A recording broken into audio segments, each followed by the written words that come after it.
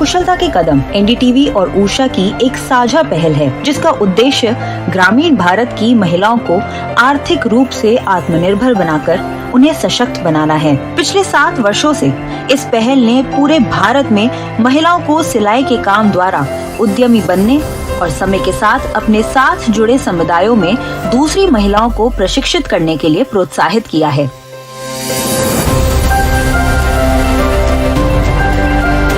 और अब कुशलता के कदम अभियान अपने 8वें वर्ष में दाखिल हो चुका है। इस बार यह सिलाई मशीन के माध्यम से महिलाओं को आजीविका देने के लिए सीमावर्ती इलाकों के साथ जुड़े दूर दराज के कई गांव में जा रहे हैं। मुट्ठी भर महिलाओं को इस हुनर में कुशल बनाना एक तरह का निवेश रहा और पिछले कुछ वर्षों में ऊषा सिलाई स्कूल कार्यक्रम के माध्यम से लाखों लोगों को लाभ मिला है।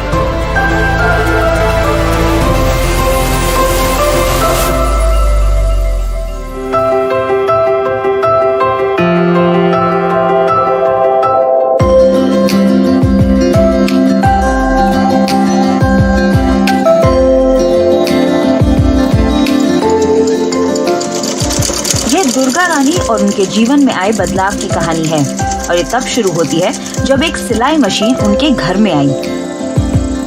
कोरोना के पेंडेमिक के टाइम में सभी अपने अपने घर में रहते थे, तो उस टाइम में मैंने क्या किया, यूट्यूब से थोड़ा बहुत मास्क वगैरह देखना शुरू किया और उस टाइम मशीन तो थी नहीं, तो मैंने क्या किया, जस्ट कटिंग की और सुई धागे से सिलाई की करना शुरू किया। सिलाई के साथ जुड़ने का थोड़ा सा और मौका मेरे को कॉन्फिडेंस बढ़ा कि हाँ मैं कुछ कर सकती हूँ। ऊषा सिलाई मशीन के साथ मैं 2022 में जुड़ी। ऊषा और सिद्धि दोनों मिलके इन्होंने जो किया था, एक प्लेटफॉर्म किया था जो विश्व विनायक मंदिर में, तो पंचायत ने मेरा नाम, उनको पता था कि इनको थोड़ी बहुत इंटरेस्ट है स्टिचिंग के प्रति, तो उन्होंने मेरे को कॉल किया कि ऐसे है दुर्गा, मैं आपका नाम डाल दूं। मैंने कहा हाँ ऐसा अवसर मिलता है तो थैंक यू, आप डाल देना। दुर्गा रानी का गांव पूर्वी सिक्किम के निचले अरितार इलाके में पाक्योंग जिले में घुमावदार और लहराती तीस्ता नदी के किनारे पर है। किसी साफ और खुले मौसम के दिन में दुर्गा रानी के गांव से कंचनजंगा पहाड़ियों की चोटी को देखा जा सकता है। दुर्गा रानी एक घने कृषि समुदाय में रहती हैं, जहां वे चावल और सब्जियां उगाती हैं। वे अदरक, हल्दी और कई तरह के मसालों का निर्यात भी करते हैं।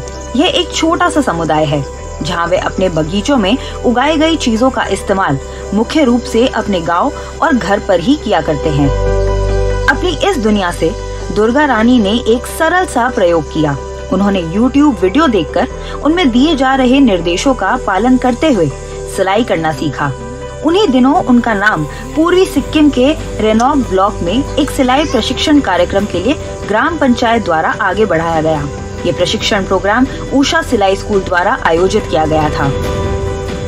ये 9 दिन का ट्रेनिंग हमारा रेजिडेंशियल बेसिस पे था, वहीं पे रहते थे और हम लोगों में एक इंटरेस्टिंग बात ये थी कि इतना इंटरेस्ट था कि हमें सीखने के लिए हम रात के 12-12 बजे तक स्टिच करते थे।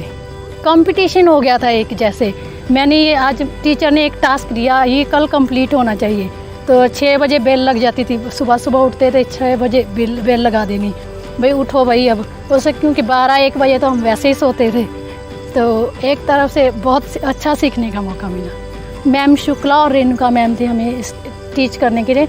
वो भी इतने इम्प्रेस हुए कि ये तो आज दिया टास्क ही इतनी जल्दी कंप्लीट कर लेते हैं। इसलिए 9 डेज़ की ट्रेनिंग में हमने ब्लाउज, कुर्ता, प्लाजो और सिंपल कुर्ता, फ्रॉक टाइप, ये सब सीखा। साधारण ग्रामीण महिला से एक उद्यमी बनने की अपनी खूबसूरत यात्रा में दुर्गा रानी गैंगटॉक की यात्रा करेंगी, जहां वह परिधान डिजाइनिंग और शिल्प कौशल की दुनिया के लिए दरवाजे खोलेंगी और यहीं पर उनकी मुलाकात होगी ललिता से।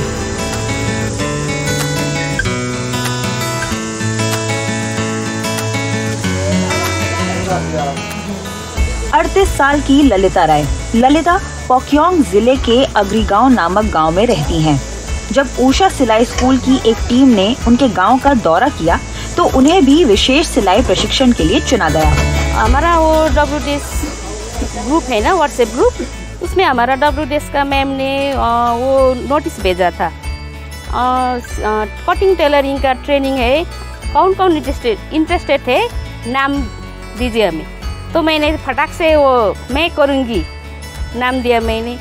और हमारा इधर 25 वार्ड में हमारा वार्ड में मुझे मौका मिला और हमें उधर 25 युवतियाँ हम शामिल हुए थे। ये उनकी बेटी सारिका है जिसने अपनी माँ को ऊषा ट्रेनिंग में भाग लेने का आत्मविश्वास दिया। फर्स्ट सपोर्ट तो मुझे मेरी बेटी ने किया, क्योंकि जब ये ट्रेनिंग का मैसेज आया था ना, मैंने मेरी बेटी मुझे मेरी फ्रेंड्स की तरह है, मैंने अपने बेटी को ये शेयर किया। तभी मेरी बेटी ने बोला हाँ करो माँ करो, क्योंकि अब तो हम हैं घर संभालने की। मुझे अफसोस हो रहा था कि मैंने लाइफ में कुछ भी नहीं कर पाई, मैं सिर्फ बच्चे की माँ, मैं हाउसवाइफ, ऐसे ही मेरी ज़िंदगी चली जाएगी, ऐसी सोच आती थी।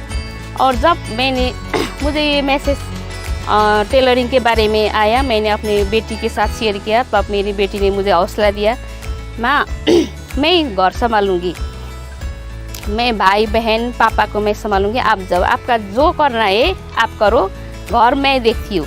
और फर्स्ट कॉन्फिडेंट, फर्स्ट हेल्प मुझे मेरी बेटी ने किया, और सेकेंड में मेरे हस्बैंड में भी 25 मेंबर्स में हम फर्स्ट हुए थे। और तब मुझे कॉन्फिडेंट और मेरा कॉन्फिडेंट लेवल बढ़ा कि हाँ मैं कर सकती हूँ। इसीलिए वो 25 मेंबर्स में हम फिर 10 सेलेक्ट हुए, और 10 में भी हम करते करते स्कूल यूनिफॉर्म का कॉन्ट्रैक्ट मिला गवर्नमेंट से, उसमें किया 2 महीने हमने उसमें काम किया, और हमारा कॉन्फिडेंस लेवल बढ़ गया। और वो काम करते करते हमें नॉर्थ ईस्ट फैशन वीक में जाने का मौका मिला। गुवाहाटी में ईस्ट इंडिया फैशन वीक का 5वां एडिशन उत्तर पूर्व के कई उभरते डिजाइनर्स इस फैशन वीक का हिस्सा बने, और यहीं पर ऊषा सिलाई स्कूल ने महिलाओं के शानदार हुनर को प्रदर्शित करने के लिए पूर्वोत्तर भारत फैशन और डिजाइन काउंसिल के साथ साझेदारी की।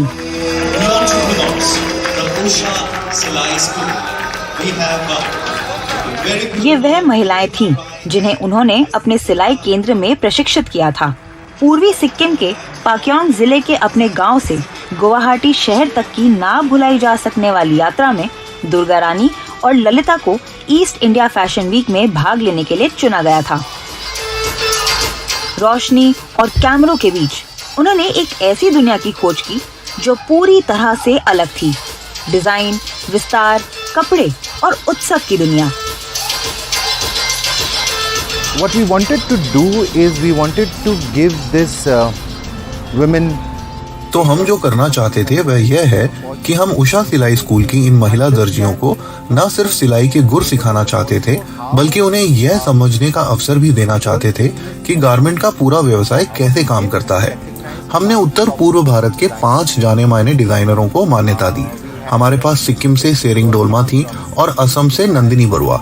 हमने इन डिजाइनरों को उषा सिलाई केंद्र के दर्जियों के साथ काम करने और एक कलेक्शन तैयार करने के लिए उनसे सहयोग लिया, जिसे हमने ईस्ट इंडिया फैशन वीक में प्रदर्शित किया। And work with the tailors of Usha Silai to create a collection which we ultimately showed in the East India Fashion Week sequence of this particular designers. Usha सिलाई school के माध्यम से east India fashion week में भाग लेने के लिए उत्तर पूर्व से 10 महिलाओं को चुना गया था। वे सभी संकोची, जिज्ञासु, लेकिन नए अनुभवों के लिए पूरी तरह से उत्सुक थीं। ललिता और दुर्गा रानी ने बखू पहना हुआ है, एक ऐसा परिधान जो लंबे चौगे जैसा दिखाई देता है। यह सिक्किम के लोगों की पारंपरिक पोशाक है। यह एक शानदार कपड़े और एक क्लासिक कट के साथ बनाया गया है। कभी इस जगह पे आएंगे ये सोचा भी नहीं था। क्योंकि उषा सिलाई स्कूल के थ्रू से हम इस इवेंट से जुड़े हैं। इससे हमें बहुत कुछ सीखने को मिला, कैसे कैसे क्या क्या फैब्रिक लेना। मैं स्पेशली धन्यवाद करना चाहती हूँ उषा सिलाई स्कूल को और मैम छिरिंग डोलमा को, जिन्होंने हमें इतने से इतना कर दिया है। दुर्गा रानी और ललिता राय ईस्ट इंडिया फैशन वीक के लिए गुवाहाटी में हैं।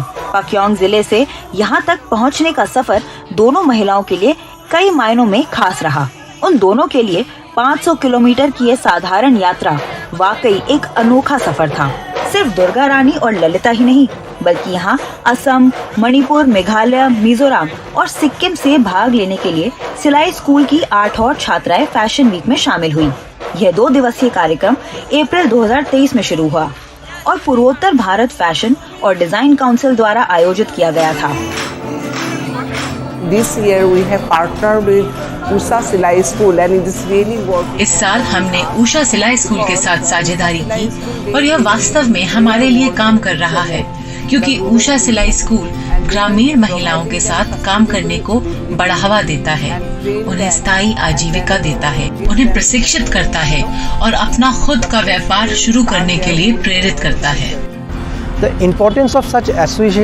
तरह के सहयोग का महत्व ये है कि महिलाओं ने अपनी इच्छा साझा की है कि भविष्य में वे अपने स्वयं के ब्रांड और लेबल शुरू करना चाहती हैं। उनका अपना खुद का कलेक्शन रखने का सपना है जिसे वे लॉन्च करना चाहती हैं और उनके पास उस तरह की ऊर्जा और रचनात्मक प्रतिभा भी है। तो ये एक ऐसा मंच है जिसके माध्यम से वे अपनी प्रतिभा और उषा सिलाई स्कूल प्रशिक्षण के माध्यम से जो सीख उन्होंने ली है उसे प्रदर्शित कर सकती हैं। ये वह अवसर है जिसके माध्यम से वे दिखा सकती हैं कि वे अपनी सीख को और आगे ले जा सकती हैं।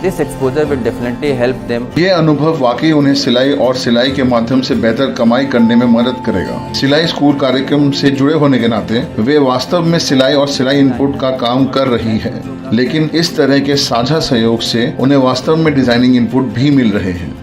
ईस्ट इंडिया फैशन वीक के साथ उषा की स्पॉन्सरशिप ने न सिर्फ उषा सिलाई स्कूल की महिलाओं को एक मजबूत मंच प्रदान किया, बल्कि आगे चलकर इस साझेदारी के माध्यम से उत्तर पूर्व में उषा के प्रशिक्षण कार्यक्रमों में पहुंच भी बढ़ेगी। The idea was that these women should gain that. विचार ये था कि इन महिलाओं को ये समझ हासिल करनी चाहिए कि फैशन क्या है, डिजाइन क्या है और क्वालिटी क्या है, और उन्होंने शायद देश के सर्वश्रेष्ठ डिजाइनरों के साथ काम किया। कार्यक्रम का मुख्य उद्देश्य एक ऐसा मंच बनाना था जहां महिलाओं को उस गरीबी में दोबारा न रहना पड़े और उन्हें अपना खुद का कलेक्शन डिजाइन करने और बनाने का अवसर भी मिले, जो कि सिलाई स्कूलों का भविष्य है। और मुझे बहुत खुशी है कि ये पहले ही शुरू हो चुका है। उषा ने हमको मास्टर ट्रेनिंग का दिया हुआ है, उसकी वजह से उषा ने हमको अपॉर्चुनिटी दिया, इसी वजह से मैं यहाँ खड़ी हो पा रही। मेरा डिज़ाइनर का नाम है अरविंद तोंगजम। इस इवेंट के आने के बाद मैं इतना खुश हूँ क्योंकि मेरा एम एंड ऑब्जेक्ट रहा है क्योंकि एक बार फैशन शो में जाकर हमारा प्रोडक्ट, मेरा क्रिएटिविटी शो कर सकूँ। तो इस बार मुझे ये मौका मिला, मुझे बहुत अच्छा लगा। पहले मेरे पास डिज़ाइनर का अपॉर्चुनिटी नहीं था, मगर हमारे डिज़ाइनर के जुड़ने के बाद अभी डिज़ाइनर ने इतना ऑर्डर सिलाई का दिया, बहुत खुश हुआ। ईस्ट इंडिया फैशन वीक में 30 से ज्यादा डिजाइनर शामिल हुए, जिससे सिलाई स्कूल की महिलाओं को इंडस्ट्री एक्सपर्ट्स के साथ जुड़ने का एक शानदार अवसर मिला और उन उभरती महिला उद्यमियों को फैशन इंडस्ट्री और मार्केट ट्रेंड्स के बारे में समझने में मदद भी मिली। चुने गए सिलाई स्कूल के छात्रों ने 5 जाने माने डिजाइनर्स के साथ मिलकर परिधान बनाए, जिन्हें ईस्ट इंडिया फैशन शो में प्रदर्शित किया गया।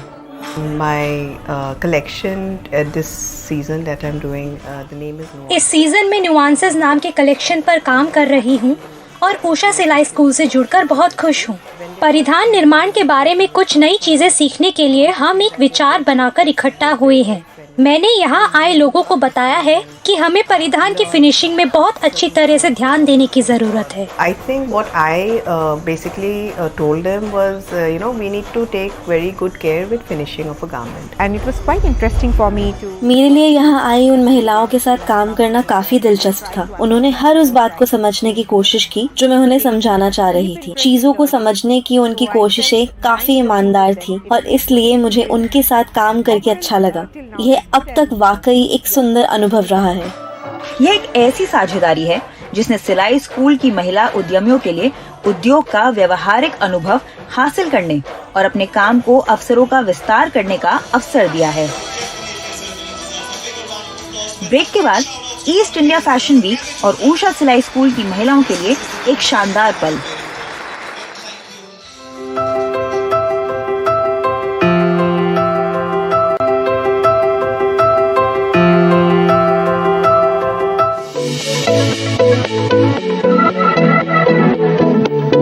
सेरिंग डोलमा सिक्किम की डिजाइनर है।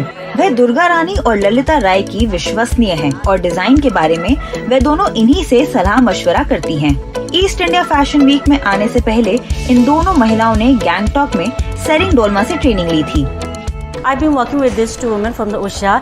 मैं उषा सिलाई स्कूल की इन दो महिलाओं के साथ काम करती आ रही हूँ और मुझे पता है कि मेरे साथ जुड़ने से पहले वे किस तरह की चीजें कर रही थी। उषा ने बहुत अच्छा काम किया है। वे ये जानती है कि भूटिया परंपरा से हटकर परिधानों को किस तरह से बनाना है और मुझे लगता है कि आगे चलकर वो अपना काम भी शुरू कर सकती है और अगर उनकी इच्छा फैशन डिजाइनिंग से जुड़ने की है तो मुझे लगता है वो ऐसा भी कर सकती है। मुझे नहीं लगता कि मुझे उन्हें सिलाई के काम के बारे में ज्यादा कुछ समझाने की जरूरत है क्योंकि वो पहले से ही इस बारे में काफी कुछ जानती है। वास्तव में दुर्गा रानी ने जो बखू पहना है उसे सेरिंग डोलमा के मार्गदर्शन में ही डिजाइन किया गया था। शानदार कपड़ों का यह टुकड़ा दुर्गा रानी के लिए किसी खजाने से कम नहीं, लेकिन यह पोशाक बखू उनके लिए असाधारण रूप से प्रिय बनी हुई है। उन्होंने बखू को किस तरह से बनाया, यह इस कहानी के भीतर एक और कहानी है। फाइनल फैब्रिक क्योंकि हमने मिस्टेक्स जो करनी थी पहले कर ली थी जितनी, क्योंकि मैम ने हमें डीपली एक एक बता दिया, इधर से ये स्टिच ऐसे करनी है स्टिच। मैंने एक्चुअली भोटिया ड्रेस बनाई थी बखू, ट्रेडिशनल ड्रेस ऑफ भोटिया, और सिक्किम की ये ट्रेडिशनल ड्रेस है और इसके लिए फैब्रिक भी हैवी होता है। तो मैडम ने पहले हमें जो मिस्टेक वो तो हमने बहुत आराम से 2-3 दिन में बनाया, थोड़ा सा किया क्योंकि फाइनल में मैम ने कह दिया था कि आप खुद बना लेना क्योंकि आप अब जो आपने पहले बनाए हैं ना बखू ठीक है, जो थोड़ी बहुत मिस्टेक है और फाइनल हमारे पास लेके आना। एक तो मैम ने बोल दिया था 5-6 थाउजेंड का फैब्रिक है, अगर आपकी थोड़ी सी मिस्टेक हो गई तो आपको ही पे करना पड़ेगा। सोचते गए क्या करना है, उसके बाद अब कटिंग तो करना ही था। कटिंग किया, थोड़ी थोड़ी मैडम को कॉल करते, मैडम ने बहुत सपोर्ट किया, Tsering Dolma ma'am.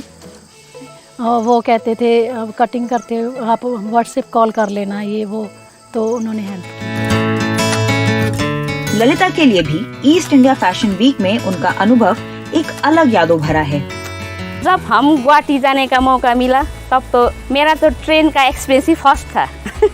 First train में जाने का एक्सपीरियंस था और उधर जाके वो पहला दिन वो फैशन वीक दूसरों का शो देखा ना, तब तो मेरे वो दिल तो धक धक धक धक ऐसा हुआ था। और मैंने जब मैं वो स्टेज में वो देख रही थी, मैंने वीडियो कॉल करके अपने गांव के सभी साथियों के, मेरी बेटी को सब वो लाइव दिखाया मैंने वीडियो कॉल करके। ऐसा होता है, देखिए बहुत खुश हुई थी मैं। दूर दराज के इलाकों में रहने वाली महिलाओं के लिए आजीविका कमाना एक महत्वपूर्ण कदम है जो उनके जीवन में स्थिरता लाने के साथ नया आत्मविश्वास भी लाता है। दुर्गा रानी और ललिता दोनों ही अब जीवन को बिल्कुल नए नजरिए से देखती हैं। वे दोनों अपने समुदाय की महिलाओं से अपने इल्म और बढ़ते आत्मविश्वास के बारे में बातें कर रही हैं। दुर्गा रानी के मामले में ऐसा हुआ कि वह एक नए विचार के साथ वापस आईं। वहाँ से भी हमने बहुत कुछ हासिल किया, जैसे हमें जीन्स वगैरह ओल्ड जीन्स होती हैं हम वैसे फेंक देते हैं, डिस्ट्रॉय कर देते हैं, लेकिन उनको भी हम कैसे यूज़ में ला सकते हैं वो मैंने नया सीखा, नई टेक्निक सीखी और वो घर में आके एक्ट भी किया, मैंने कुछ बनाया भी हुआ है। और ललिता, उसने उद्यमी बनने का अपना सपना पूरा कर लिया। हम ऐसा सोच के नहीं बैठना घर में, हम हाउसवाइफ हूँ, मेरे कोई फ्यूचर नहीं है, ऐसा सोच के निराश हो के बैठना नहीं, क्योंकि हमें भी कुछ सोच के आगे बढ़ना है। हम मन से ठान लिया तो कुछ भी इम्पॉसिबल नहीं है। ये सभी महिलाएं अपनी कहानी कागज और कलम से नहीं बल्कि कपड़े के एक साधारण टुकड़े, सुई और कुछ धागों से लिख रही हैं। वे उन हजारों महिलाओं में से हैं जिन्होंने अपनी आर्थिक स्वतंत्रता और अवसर अपनी मेहनत और लगन के साथ हासिल किए हैं, क्योंकि उन्होंने सिलाई करना सीखा है। सच यही है कुशलता के कदम।